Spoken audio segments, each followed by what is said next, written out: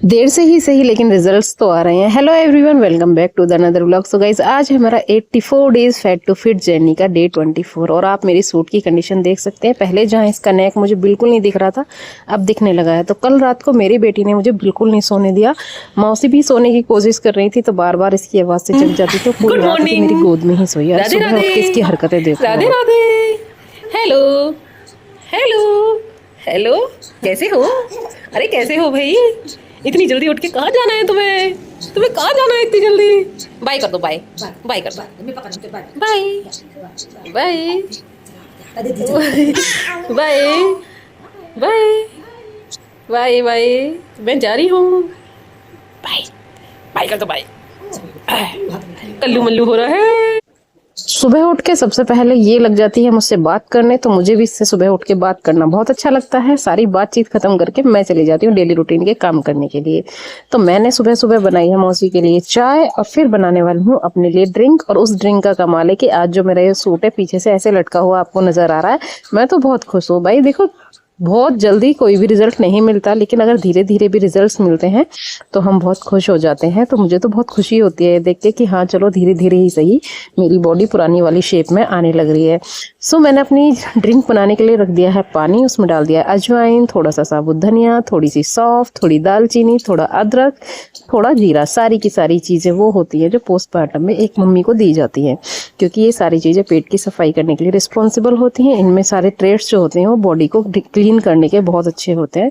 तो ये सारी चीज़ें डाल के मैंने बनाया है अपना ड्रिंक। मौसी की बनाई है चाय, मौसी पियेंगी चाय विद रस और मैं पीने वाली हूँ अपनी ड्रिंक। लेकिन आज ये ड्रिंक कुछ ज़्यादा ही जल गई थी तो वो आधा गिलास ही बनी है। बाकी दिन मेरी पूरे 1 गिलास बनती थी, तो इसलिए इसका टेस्ट भी कुछ ज़्यादा ही कड़वा था। आज कड़वा सही लेकिन इसका रिजल्ट अच्छा आएगा ये सोच के मैंने पी ली है। और मेरी बेटी मुझे कुछ भी नहीं करने देती। आजकल इतनी शैतान हो गई है ये कि इसको जब भी थोड़ा सा अलग करो ना अपने आप से, तो इसको लगता है कहीं भी जा भाई मुझे गोद में लेके जा, मैं हूँ, मुझे याद रख। सो इतना ज़्यादा थोड़ी देर तक मैंने उसे करी है बातचीत, उसे थोड़ा बहला फुसला के मैं आ गई हूँ अपना एक्सरसाइज करने के लिए। सो आपने देखा ही है, ये वही सूट है मेरा जो शुरू से आप मेरी वीडियोस में देखते आ रहे हैं। 4-5 सूट हैं, मैं उन्हीं में आपके साथ वीडियो शेयर कर रही हूँ। रीजन उसका ये है, कहीं आप ये बोलोगे कि भाई नए सूट सिलवा लिए हैं इसलिए ये सूट अब फिटिंग का आया है, ढीला सिलवा लिया होगा, तो बिल्कुल मैं वही सूट पहनती हूँ जो मैं आपके साथ पहले से पहनती आ रही हूँ।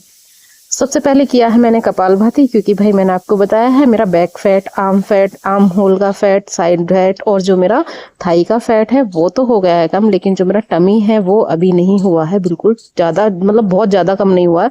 सो इतना कम हो गया है कि वो चीज़ें मतलब जो स्किन है वो काफ़ी लूज है अभी, वो स्किन टाइटन नहीं हुई है अभी। तो उसके लिए मुझे और मेहनत करनी होगी, लेकिन आप भी के प्यार और सपोर्ट से मुझे इतनी मेहनत करने की हिम्मत मिलती है कि मैं डेली अपनी मेहनत को जारी रखती हूँ और आपके साथ शेयर करती हूँ। सो मेरी जो बहनें मेरे साथ ये मेरी जर्नी देख रहे हैं पिछले 27 दिन से, तो वो इस चीज़ को बहुत अच्छे से नोटिस कर सकते हैं कि मेरा फेस का फैट, बैक का फैट, साइड फैट और थाई का फैट बिल्कुल जा चुका है। मतलब जितना मुझे नॉर्मल चाहिए उतना। बाकी जो अभी बात है वो है मेन टमी की और साइड से मेरे अपर फैट की। सो उसके लिए कोशिश जारी है और ये सारी एक्सरसाइजेज उसी के लिए हैं। मेरी जो भी बहन मुझे शुरू से देख रही है वो कमेंट करके ज़रूर बताना आपको मेरे अंदर क्या डिफरेंसेस नज़र आए हैं। अगर आपको मेरे अंदर जो मैंने बताए हैं वो डिफरेंसेस नज़र आए हैं तो इसका मतलब मेरी जो जर्नी है वो सही डायरेक्शन में जा रही है। और मेरी बहुत सारी बहनें जो मेरे से कह रही थी कि आप पोस्टमार्टम के बाद तुरंत से आपने एक्सरसाइज करना स्टार्ट कर दिया, सिजेरियन हुआ है फिर भी, और आप मतलब बेबी को मिल्क नहीं पिलाते हो क्या, मिल्क सप्लाई की कम हो जाती है। तो बहन मैं बताऊं, हमारा जो डाइट है हमने उसको चेंज किया है। जो बाहर का हम खा रहे थे अभी तक, जो हमने बहुत टाइम से खाया नहीं था, 8-9 महीने, फिर हमने एकदम से खाना स्टार्ट करा, तो उसका इफेक्ट हमारी बॉडी पे ज़्यादा आया है, ना कि उसका जो हमें घर वालों ने हमें खिलाया है। तो घी हमारी बॉडी को कभी नुकसान नहीं देता, खास करके जो हम घर पे बनाते हैं वो तो बिल्कुल भी नहीं देता, क्योंकि मैं हमेशा से वही घी खाती हूँ। मेरी पहले मम्मी बनाती थी, अब मेरी सासू मम्मी बनाती है, तो जो घर पे घी बनता है हमारा हम वही खाते हैं। तो एक्सरसाइज करने के बाद आजकल मेरी हालत कुछ ऐसी होने लगी है और आप देख सकते हैं, तो जो मेरी थाई है वो सारी की सारी जो ट्राउजर हैं मेरे वो सब ढीले हो गए हैं वहां से थाई की जगह। तो मेरा थाई का फैट जा चुका है, लेकिन मैं कोशिश कर रही थी अपने टमी के लिए, लेकिन कोई बात नहीं, टमी भी धीरे धीरे हो ही जाएगा। और जो मेरा पहले गला दिखाई नहीं देता था ना पीछे, क्योंकि पीछे पुबर सा निकल गया था, कंधों के बीच में जो फैट इकट्ठा हो जाता है वो वाला, तो वो भी अब धीरे धीरे जाने लग रहा है। तो जैसे जैसे वो जा रहा है वैसे वैसे मेरे सूट वहाँ से लूज होते जा रहे हैं। बाकी मेरी जो अपर बॉडी है वो भी काफ़ी फिक्स होने लग रही है पहले के कंपैरिजन में। तो पहले मेरा जो साइड का आर्म फैट था वो बहुत ज़्यादा था, लेकिन अब वो धीरे धीरे फिक्स हो रहा है। यानी कि अब मैं ये जो एक्सरसाइजेस वगैरह हैं उनको मतलब 84 डेज तक मुझे पूरा भरोसा है कि मैं इसको बिल्कुल फिक्स कर दूँगी। सो अब पेट को ज़्यादा ध्यान में रखते हुए ये वाली एक्सरसाइज भी हमने अपनी डेली रूटीन में कर दी है इंक्लूड, क्योंकि जैसे जैसे एक्सरसाइजेस बढ़ा रहे हैं, दिन बढ़ रहे हैं, वैसे ही हमें अपनी मेहनत थोड़ी सी बढ़ानी पड़ेगी। जस्ट लाइक जैसे आपका पेपर पास आने वाला होता है तो आपका रिवीजन करने का जो क्षमता है वो दुगनी हो जाती है, बिल्कुल सेम वैसे ही स्टार्टिंग थोड़ी भले स्लो हो, लेकिन जो आपका मिडिल का एरिया है, लास्ट वाला टाइम है, वो एकदम फास्ट होता है, क्योंकि आप उस चीज़ के कंटिन्यू करने के आदी हो जाते हैं। तो ये देखिए आज मेरे जो सूट का गला है वो प्रॉपर दिख रहा है कि हाँ ये 8 इंच में बना हुआ है। बाकी जब पहले नहीं दिखता था ऐसा लगता था कि कंधे के बीच में अटका हुआ है, क्योंकि यहाँ पे फैट बहुत ज़्यादा था। बाकी आप देख सकते हैं जो पीछे से मैंने पकड़ा है कम से कम 2.5 से 3 इंच एक तरफ से है, यानी कुल मिला के 6 इंच की लूजिंग हुई है। और उसके बाद आप ये देखिए साइड फैट, अगर मैं फिटिंग के कपड़े पहनूंगी तो उतनी भद्दी नहीं लगूंगी जितनी मैं पहले लग रही थी। तो जो मेरा दामन है वो लगभग 42 का हो गया था, जो कि मैं नॉर्मली 24 से 26 तक रहता था मेरा।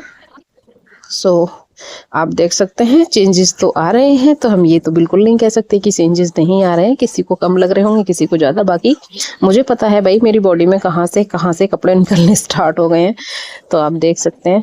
सो ये आर्म फैट जो था, जो साइड फैट में एक्स्ट्रा फिटिंग दी जाती है हम लेडीज़ के आर्म होल में, तो वो बिल्कुल जा चुकी है अब। तो अब मेरी फिटिंग में उतनी दिक्कत नहीं आने वाली।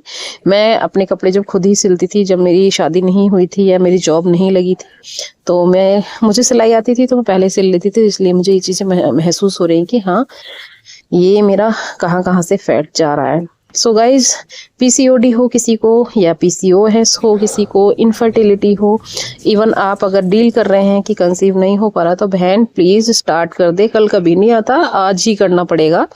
तो अपनी स्टार्टिंग कर दो भाई, क्योंकि जब आज स्टार्ट करोगे तभी 10-20 दिन में कुछ डिफरेंसेस नज़र आएंगे। तो एक्सरसाइज करने के बाद पहुंच जाती हूँ मैं अपने कपड़े लेने के लिए, क्योंकि मेरे जो कपड़े थे वो सारे के सारे कल मैंने धोए थे, मौसी ने सुखाए थे, लेकिन कल सूखे नहीं। आज भी इतनी कोई खास धूप नहीं थी, तो लेकिन हवा थी, तो मुझे लगा, मैंने कहा हवा से थोड़े से ठीक तो हो ही जाएंगे।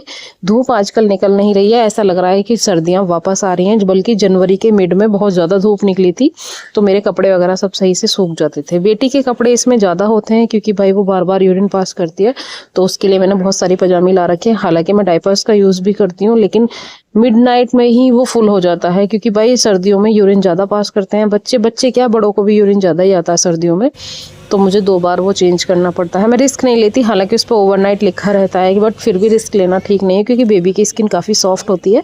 बेबी की स्किन सॉफ्ट होती है तो उस पर रैशेज होने की भी मतलब वो ज़्यादा होती है पॉसिबिलिटी। सो इसलिए मैं ज़्यादा पजामी